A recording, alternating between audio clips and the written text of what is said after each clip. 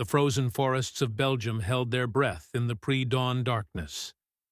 December 19, 1944.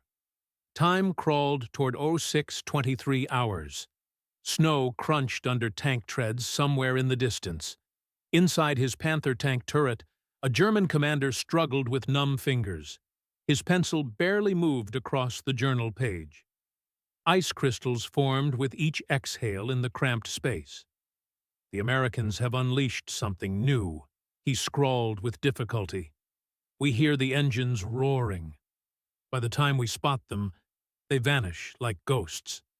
3 Tiger tanks had burned yesterday. Smoke still rose from their hulks between the trees. Through the commander's vision block, he stared into the Ardennes forest. Somewhere beyond those dark tree lines, American tank destroyers were already positioning for the hunt. The M18 Hellcats of the 750th Tank Destroyer Battalion moved through the shadows. What this German tank commander could never imagine was how completely his world would change in 17 minutes. Everything he knew about armored combat would crumble. The Wehrmacht had spent 5 years perfecting tank warfare principles that were about to become worthless. His Panther mounted a 75mm gun that could pierce any American tank at 2,000 meters. The frontal armor could bounce most Allied shells without damage. German engineering had created what seemed like the perfect killing machine. Heavy steel, overwhelming firepower, methodical precision. Yet in just 3 minutes of contact, he would watch multiple German tanks explode. The attackers moved faster than German armor could travel on smooth pavement. The Battle of the Bulge had raged for 4 days already. Across the frozen landscape of Belgium and Luxembourg, German tank crews were learning a horrible truth. The Americans had built hunters that operated by completely different rules. Not stronger than German tanks, not more heavily armored, just faster than anything designed to survive battlefield conditions. Speed had become their armor. Velocity had become their shield. This terrifying reality began taking shape in December 1941. America had just entered the war. German tank doctrine focused on massive firepower and thick protection. This philosophy produced 45-ton Panthers. It created 69.8-ton King Tigers that dominated through sheer mass and devastating guns. American designers at General Motors chose a radically different path. 3 years later, their creation would haunt German tank crews across Europe. The tank destroyer force emerged from General Leslie McNair's directive. November 21, 1941, marked its official establishment. Field Manual FM 18-5 outlined the core principle that would revolutionize armored warfare: seek, strike, and destroy. Speed and firepower mattered more than armor protection. The M18 project began with the designation T-70. This philosophy would be pushed to extremes that German designers considered absolutely suicidal. No rational tank builder would create such a thing. Buick Motor Division in Flint, Michigan, received the development contract in January 1942. The nearby Sherman tank plant in Grand Blanc often gets confused with this facility. Chief Engineer Joseph Roberts faced requirements that seemed impossible to reconcile. Mount a 76mm high-velocity gun capable of destroying any German tank. Keep the profile low enough for proper concealment. Achieve speeds exceeding 50 miles per hour, all while maintaining weight under 20 tons. The solution violated every conventional tank design principle. Armor thickness on the M18 measured just 25.4 mm at the turret front. Hull front protection was merely 12.7 mm. These measurements could barely stop heavy machine gun bullets. A German 80mm shell would punch through both sides without slowing down. Everything was sacrificed for mobility. Military historians would later recognize this as the fastest tracked armored fighting vehicle of the entire war. Speed became the primary defense system. velocity replaced steel plate as protection. The first M18 Hellcats arrived in Europe during early 1944. Initial combat testing occurred in Italy with the 894th Tank Destroyer Battalion. The 704th Tank Destroyer Battalion became the first European theater unit to receive M18s in May 1944. They landed at Utah Beach on July 13th, ready for combat. The breakout from Normandy provided German tank crews with their first nightmare encounters. July 29, 1944, near Coutances, France. Elements of German heavy tank battalions filed disturbing engagement reports. American tank destroyers appeared and vanished before German gunners could respond. After-action reports documented enemy vehicles moving at estimated speeds of 80 kilometers per hour over rough terrain. Engagement duration from first shot to last sighting averaged 180 seconds. The mathematics created pure terror for German crews. Panther tank turret rotation required a full 60 seconds for complete traverse. Maximum speed reached 34 miles per hour on roads. Cross-country movement dropped to 15 miles per hour. Meanwhile, M18 Hellcats accelerated from 0 to 30 miles per hour in 7 seconds. Road speeds hit 55 miles per hour with the governor engaged. Without the governor, 60 miles per hour was possible. Cross-country sustained speed reached 26 miles per hour. German crews needed 3 minutes to identify the threat, rotate their turret, acquire the target, and fire their gun. In those same 3 minutes, Hellcats could displace nearly a mile and a half. The fear was completely rational. The M18's 76mm M1L52 gun couldn't penetrate Panther frontal armor with standard M62 APCBC ammunition. But the 40mm side armor was vulnerable at 1,500 meters. M93 HVAP tungsten core rounds, though severely limited in supply with crews receiving only 1 or 2 rounds monthly, could penetrate 157mm at 500 yards. The gun's muzzle velocity of 2,600 feet per second meant shells arrived before the sound of the shot. German doctrine emphasized careful, methodical engagement procedures. Target acquisition had to be deliberate. Aiming required precision. Ammunition conservation was critical. Crews trained extensively on fighting from static positions. Terrain features provided hull-down protection. The Panther and Tiger were built for this fighting style. Heavy armor for protection. Powerful guns for long-range killing. Slow but steady advancement toward objectives. Hellcats shattered every aspect of this careful training. M18 crews learned different lessons at Camp Hood, Texas. This facility was established specifically as the Tank Destroyer Tactical and Firing Center on 158,766 acres. Never remain stationary for more than 30 seconds after firing. This became the fundamental survival rule. Speed is life became the official motto. German doctrine demanded the decisive shot that ended engagements. American tank destroyer doctrine preached shoot and scoot tactics. Fire quickly, move immediately, survive to fight again. Between July 1943 and October 1944, Buick's Flint, Michigan plant produced exactly 2,507 M18 Hellcats. This fell far short of the originally planned 8,186 vehicles. Production included 6 pilot models for testing. An initial contract covered 1,000 vehicles. The final order added 1,507 units. Peak monthly production reached 267 units in November 1943.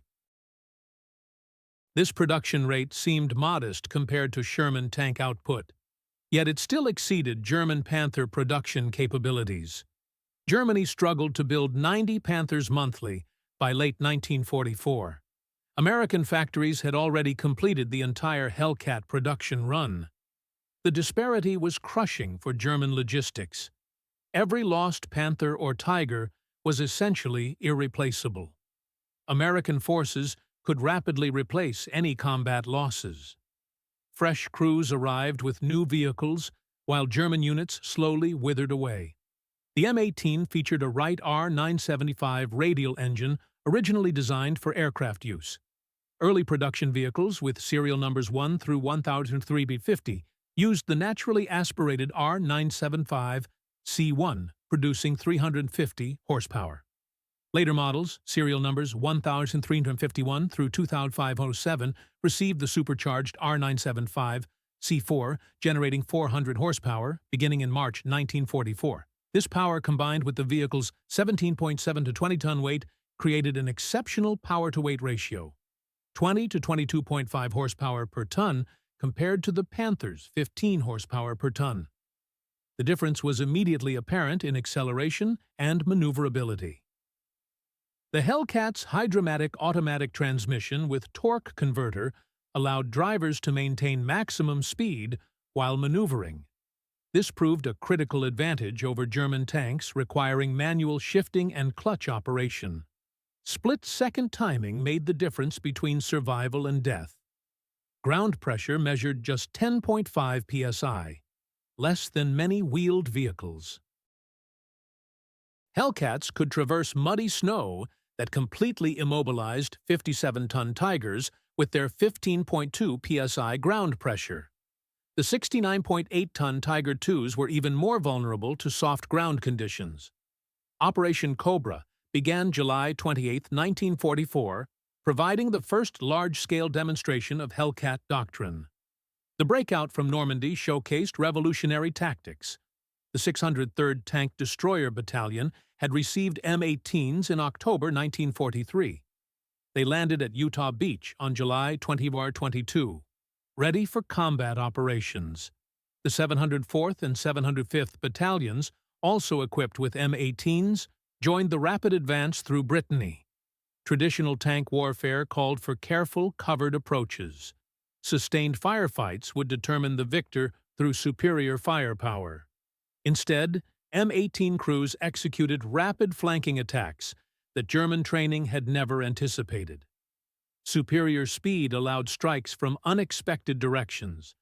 German turrets couldn't traverse fast enough to meet these threats. The Battle of Aracourt, fought September 18-29, 1944, demonstrated M18 potential when properly employed. The 704th Tank Destroyer Battalion attached to the 4th Armored Division's Combat Command A. They faced elements of the German 113th Panzer Brigade near the Nancy Bridgehead, across the Moselle River. Conditions should have favored the defenders. September 19th brought heavy fog that limited visibility to 30 feet. Lieutenant Edwin Leiper's platoon engaged German armor at extremely close range. The first 5 minutes saw his M18s destroy 5 German tanks while losing just 1 vehicle. The engagement continued with 10 additional enemy tanks destroyed for the loss of 2 more M18s. Captain Tom Evans earned the Distinguished Service Cross after personally manning a disabled M18's gun. He destroyed multiple enemy panzers while under intense fire. The overall Aracourt results were staggering. 39 German tanks destroyed, 4 M18s destroyed, and 3 damaged, a 5.6 to 1 kill ratio that validated the entire tank destroyer concept. The Battle of the Bulge in December 1944 became the Hellcats' most legendary proving ground.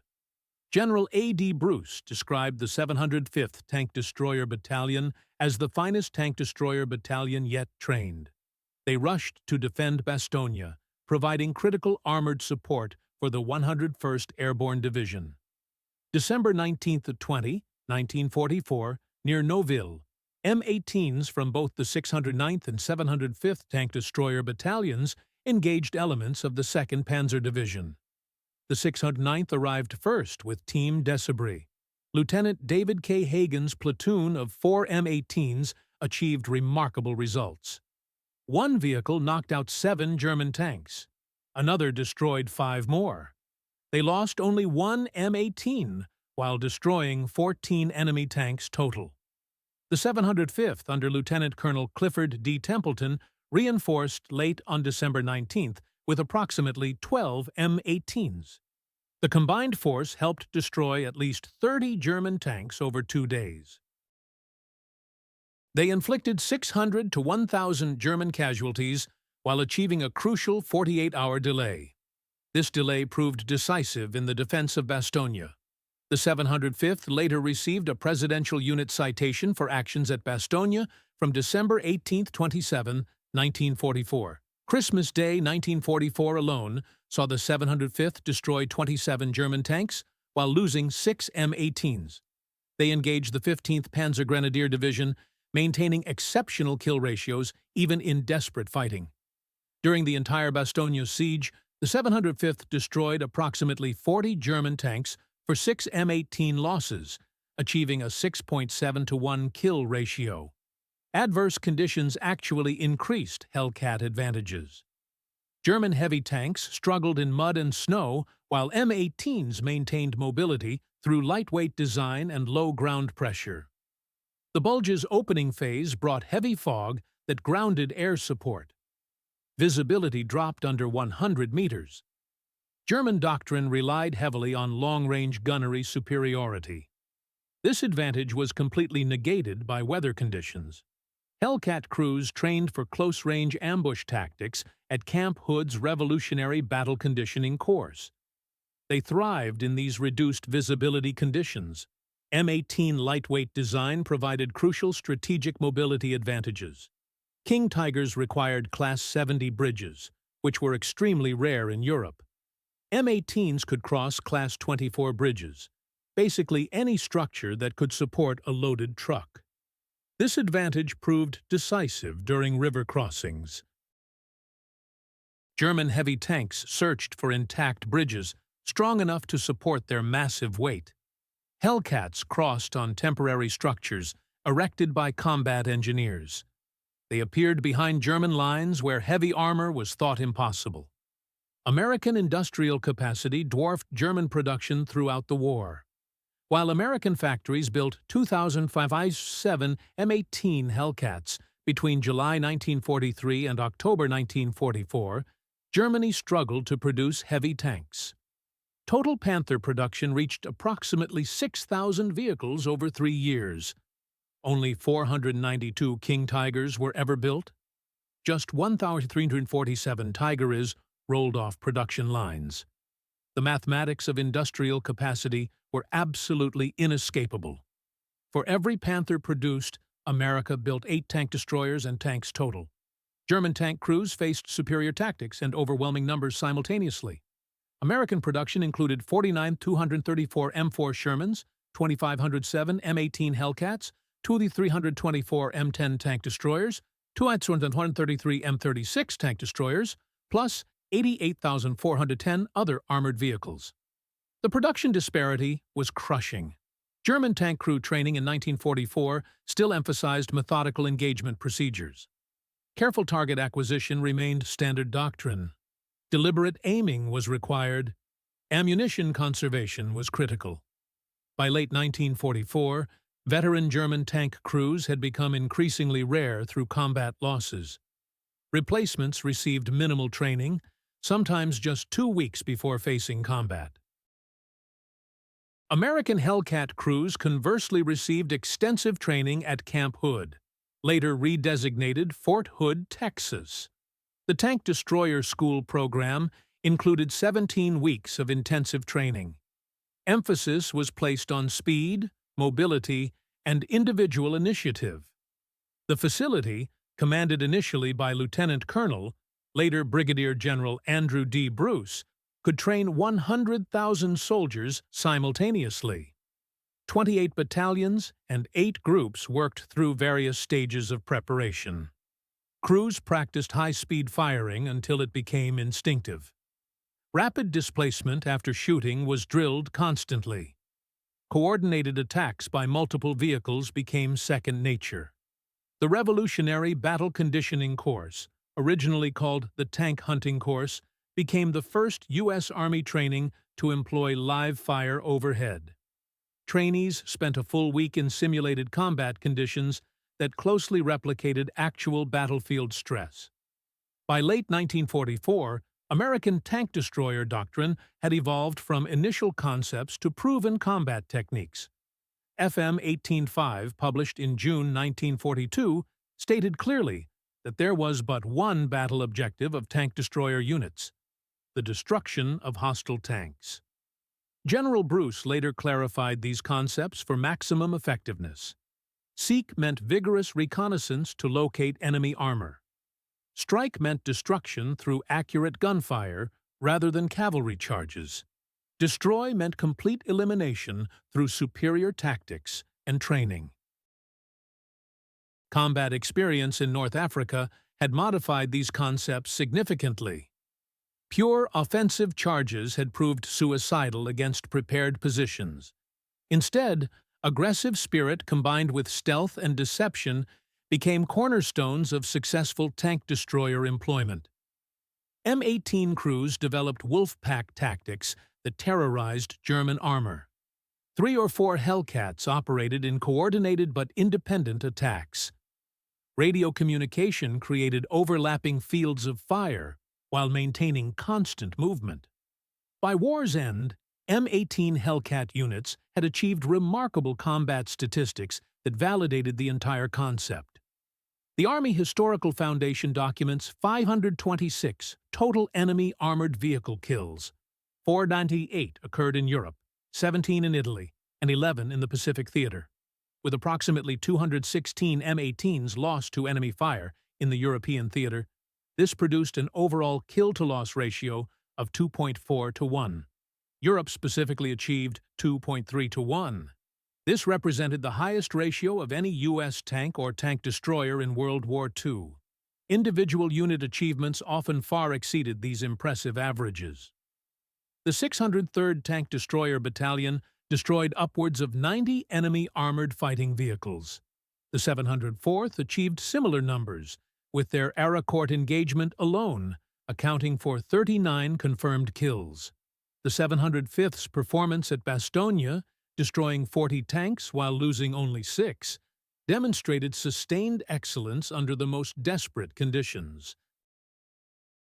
The 601st Tank Destroyer Battalion achieved the highest documented ratio at nearly 23 to 1. Loss analysis revealed important patterns in M18 casualties. 40 to 50% of combat losses resulted from enemy tanks and anti-tank guns exploiting the vehicle's minimal armor protection. 25 to 35% stemmed from mechanical breakdowns under combat stress. Remaining losses came from infantry anti-tank weapons, artillery bombardment, and mines. The fundamental difference between German and American armored vehicle design philosophy becomes crystal clear when comparing detailed specifications. The Panther weighed exactly 44.8 to 45 tons with 80mm frontal armor sloped at 55 degrees, creating effective protection of approximately 140mm. The Tiger I weighed 57 tons with 100mm vertical frontal armor. The King Tiger reached 69.8 tons with 150mm sloped frontal armor and 180mm turret armor. Against this massive protection, the M18 Hellcat weighed just 17.7 to 20 tons. Armor ranged from 12.7mm on the hull front to 25.4mm on the turret front. This was thinner than some German armored cars used for reconnaissance. Yet this apparent vulnerability enabled the speed that became the vehicle's primary defense system. At 500 meters, a Hellcat moving perpendicular at 40 miles per hour would cross a Tiger's gun arc in just 4.5 seconds. This was faster than the gunner could manually track the target after hydraulic traverse failure, a common combat occurrence that left German tanks vulnerable. Beyond pure speed, the M18 demonstrated superior mechanical reliability compared to German heavy tanks. The Wright R975 radial engine, derived from proven aircraft designs, started reliably even in sub-zero conditions. German tank crews using diesel engines requiring careful warm-up procedures couldn't understand how Hellcats started instantly and accelerated immediately. The Panther's sophisticated transmission, while technically advanced, proved fragile under actual combat conditions. Final drive failures plagued the design throughout its entire service life. More Tiger IIs were lost to mechanical failure than to enemy action. Meanwhile, the M18's simplified design using proven automotive components wherever possible ensured consistently high operational readiness rates. American logistical superiority amplified M18 effectiveness across all theaters. While German tanks often sat idle for lack of fuel, spare parts, or ammunition, Hellcat units maintained high operational rates through efficient supply chains. The famous Red Ball Express and similar logistics operations ensured consistent fuel deliveries. Standardized parts meant easy field maintenance by crew members. German forces, by late 1944, faced chronic fuel shortages that severely limited operations. Operation Wacht am Rhein, the German Ardennes offensive, partially aimed to capture Allied fuel dumps because German supplies couldn't sustain prolonged operations. This fuel situation meant German tanks often fought defensively from static positions, exactly where mobile Hellcats held maximum tactical advantage. Every M18 carried both radio and intercom systems that worked reliably under combat conditions. SCR 508 or SCR 528 radio sets provided consistent communication between vehicles and with higher headquarters. German tanks, especially by late 1944, often operated with degraded or completely non-functional communications. They relied on signal flags or pre-battle planning that couldn't adapt to changing situations. This seemingly minor detail had major tactical implications for combat effectiveness. Hellcat platoons coordinated attacks in real time, adjusting to German responses instantly. When 4 Hellcats attacked from different directions, they operated as a single coordinated organism through radio communication. German tanks, often fighting in communication isolation, couldn't match this tactical flexibility. Before the Hellcats' legendary performance in Northwest Europe, the Italian campaign provided German forces with their first clear warnings. May 1944, during the breakout from Anzio, the 894th Tank Destroyer Battalion's Hellcats faced elements of the Hermann Göring Panzer Division. The terrain of rolling hills with vineyards and stone walls should have neutralized the M18's speed advantage completely. Instead, it amplified their psychological impact on German morale. Hellcats used their ability to accelerate up 30-degree slopes at speeds German tanks couldn't achieve on flat ground. This created an illusion of omnipresence by appearing at multiple points along ridgelines in rapid succession. German crews reported enemy tanks seeming to teleport between positions.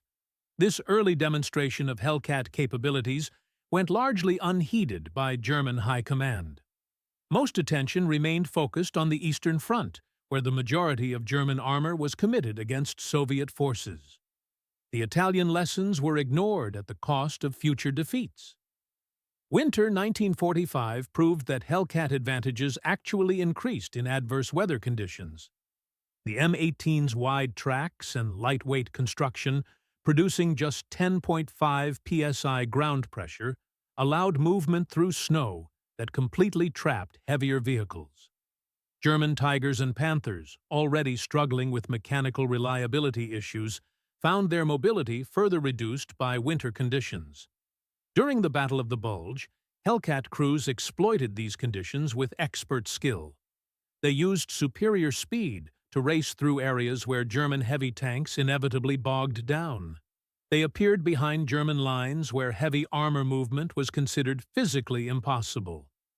This mobility advantage in poor conditions contributed significantly to the successful defense of Bastogne and ultimate German defeat. German forces attempted various counter-tactics against the growing Hellcat threat. Updated tactical manuals recommended immediate smoke deployment when M18s were positively identified. This essentially blinded German crews in hopes the threat would simply pass by their positions.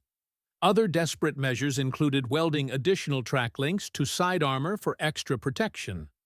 This proved completely ineffective against 76mm rounds traveling at high velocity. Creating deliberate ambushes with hidden anti-tank guns was attempted. Nothing worked consistently against properly employed Hellcats. The combination of speed, firepower, and tactical flexibility proved insurmountable with available German resources. The vehicle's very presence in a sector altered German behavior patterns.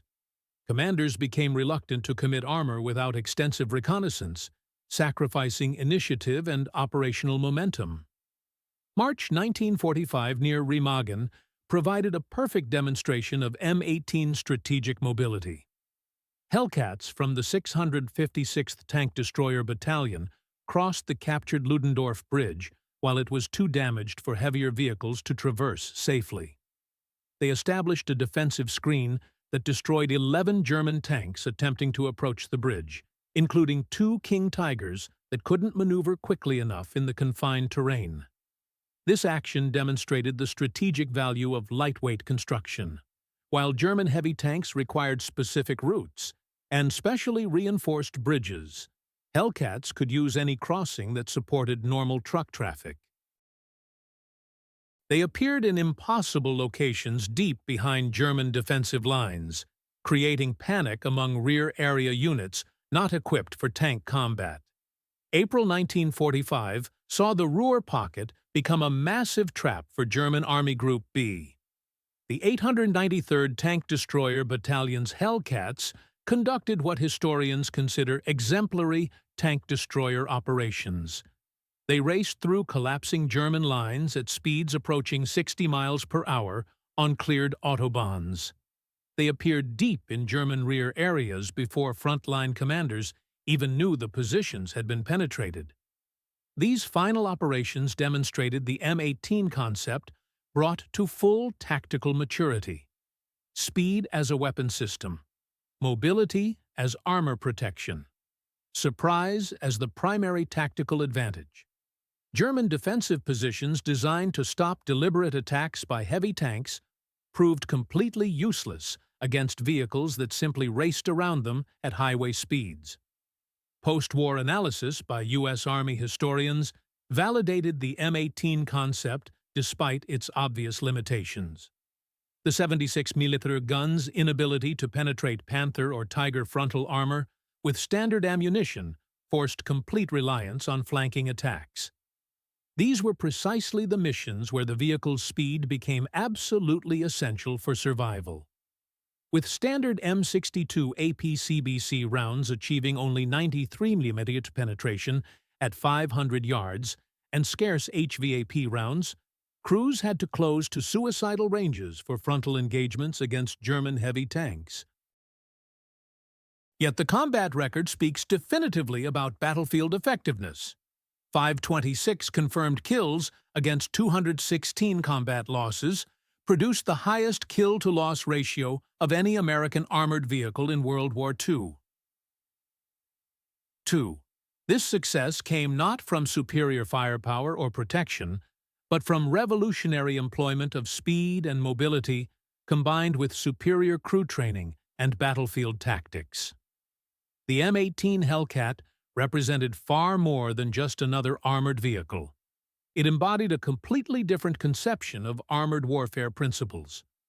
While Germany perfected the tank as breakthrough weapon and mobile fortress, America created something entirely new: the tank destroyer as pure hunter. The tank destroyer force motto, seek, strike, and destroy, proved prophetic in battlefield application. By war's end, American tank destroyer battalions claimed over 11,000 enemy vehicles destroyed in total operations. Hellcat units achieved the highest kill ratios within this impressive total. The doctrine emphasized that tank destroyers were not tanks and absolutely shouldn't fight like traditional tanks. They were hunters that struck from ambush positions and vanished before retaliation was possible. This fundamental difference in employment philosophy created success against superior German armor. Beyond tactical battlefield success, the Hellcat achieved important strategic effects on German operations. German armored reserves, instead of concentrating for major offensive operations, were increasingly held back to guard against tank destroyer raids. The mere presence of Hellcat units in any sector could freeze German armored movement for hours, while commanders sought confirmation of their exact locations. During the Ardennes offensive, intercepted German communications revealed commanders requesting absolute verification that no Hellcats were present before committing precious armored reserves to action. Hours were lost to reconnaissance efforts. Momentum was sacrificed to excessive caution. The offensive that was supposed to split Allied forces found itself partially paralyzed by fear of vehicles weighing less than half a Panther. The 2005-07 Hellcats built represented American industrial philosophy in action. Not perfection, but practical efficiency that worked under combat conditions. While Germany built 6,000 Panthers over 3 years, struggling constantly with quality control and component shortages, Buick produced all M18s in just 15 months, using proven components and simplified construction methods. German engineers, when examining captured M18s, noted the apparent crude construction, functional welds rather than perfect joints, armor plate showing obvious tool marks, interior ergonomics that seemed almost accidental rather than carefully planned. Yet, this seemingly crude vehicle consistently destroyed German tanks built with watchmaker precision and engineering perfection. The critical difference lay in fundamental design philosophy approaches. Germany built engineering monuments that showcased technical superiority. America built practical tools that accomplished the mission efficiently. The results spoke for themselves on battlefields across Europe. Behind all the impressive statistics lay human tragedy on both sides of the conflict. Young German tankers, many still teenagers by 1945, faced an enemy that negated everything they had been carefully taught. Their meticulously maintained Panthers and Tigers, representing the absolute peak of German automotive engineering, burned just as readily when struck by Hellcat rounds fired from ambush positions. American crews, while suffering far fewer casualties, carried their own emotional burdens. The speed that saved their lives also meant striking without warning, often giving German crews no chance to surrender or escape their burning vehicles. The minimal armor protection meant that when M18s were hit, catastrophic losses often resulted. However, the open-topped turret design actually improved crew survival rates to over 80% compared to just 35% for German heavy tank crews trapped in closed fighting compartments. The M18 Hellcats' influence extended far beyond World War II battlefield victories. Post-war armies around the world studied its tactical employment, recognizing that mobility could successfully trump protection under certain battlefield circumstances. Modern military doctrine's emphasis on shoot-and-scoot tactics, rapid displacement after firing, and mobility as a survival technique all trace direct intellectual roots to M18 employment during 1944-45. Today at Fort Moore, formerly Fort Benning, a carefully restored M18 Hellcat stands at the Armor School entrance. Its commemorative plaque recognizes it as the fastest armored fighting vehicle of World War II and proof that American ingenuity and mass production capabilities could defeat sophisticated enemy tanks through speed and tactical innovation. The final accounting of the Hellcat's battlefield impact tells the complete story. Production total manufactured 2,507 vehicles. Production period July 1943 to October 1944, spanning just 15 months. Peak production 267 units in November 1943. Unit cost $57,500 in 1943 dollars. Production location Buick Division, Flint, Michigan. Performance characteristics Maximum speed, 55 miles per hour governed, 60 miles per hour ungoverned. Acceleration 0 to 30 miles per hour in 7 seconds. Operating range 100 to 105 miles. Power-to-weight ratio 20 to 22.5 horsepower per ton. Ground pressure 10.5 psi. Combat record: enemy vehicles destroyed 526 confirmed kills. M18s lost to enemy fire 216 vehicles. Overall kill ratio 2.4 to 1. European theater ratio 2.3 to 1. Comparative German tank specifications: Panther 44.8 to 45 tons, 15 horsepower per ton, 34 miles per hour maximum speed. Tiger I 57 tons, 100 millimeters frontal armor, 1,347 total produced. Tiger II 69.8 tons, 150 meters frontal armor, only 492 ever produced. The supreme irony of the entire Hellcat story is that German doctrine inadvertently created the perfect conditions for American success. By building increasingly heavy tanks, Panthers, Tigers, King Tigers, Germany created slow, road-bound targets that were perfect for Hellcat tactics. Had Germany continued developing lighter, more mobile tanks, the Hellcat's speed advantages would have been significantly minimized. Every additional ton added to German tank designs made them more vulnerable to American tank destroyer tactics. The relentless pursuit of invulnerable supertanks created vehicles that simply couldn't respond effectively to high-speed warfare. In building armored fortresses, Germany became vulnerable to enemies that fought like mechanized cavalry, racing cars with powerful guns that struck and vanished before retaliation was even possible. The M18 Hellcat proved conclusively that military victory doesn't require the absolute best equipment available. Victory requires the right equipment properly employed by well-trained crews. German crews in their magnificent Panthers and Tigers were consistently defeated by American crews in vehicles that seemed impossibly vulnerable by comparison. It remains one of military history's greatest examples of superior doctrine defeating superior technology. Military historian Stephen Zaloga characterized the M18 as poorly balanced, while noting its success was attributable to the exceptional training and dedication of its crews, not to its ill-conceived design. Yet this assessment misses a crucial analytical point.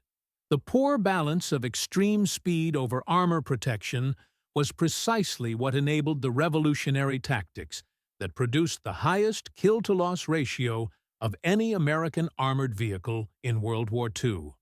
For German tank crews in 1944-45, 3 minutes represented their entire tactical window. 3 minutes from the first sound of high-revving engines to the devastating impact of 76mm rounds.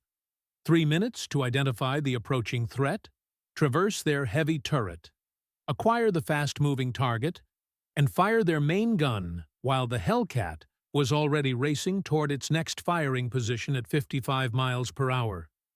3 minutes that usually ended with their tank erupting in flames while the Hellcats vanished into the distance, already seeking their next unsuspecting victim. The Hellcat proved definitively that in modern mechanized warfare, speed doesn't just kill efficiently. It renders traditional strength completely irrelevant. The German tank crews who managed to survive those crucial 3 minutes learned a lesson that would fundamentally reshape armored warfare doctrine for future conflicts. Sometimes the most effective armor is simply not being where the enemy can shoot you. Sometimes the most powerful gun is the one that fires from where the enemy doesn't expect attack. Sometimes the greatest military victory comes not from building the strongest possible tank, but from building exactly the right tank for the specific war you're actually fighting. In those decisive 3 minutes lay the fundamental difference between old military thinking and new tactical concepts, between fighting the previous war and fighting the current conflict, between pursuing engineering perfection and embracing battlefield pragmatism.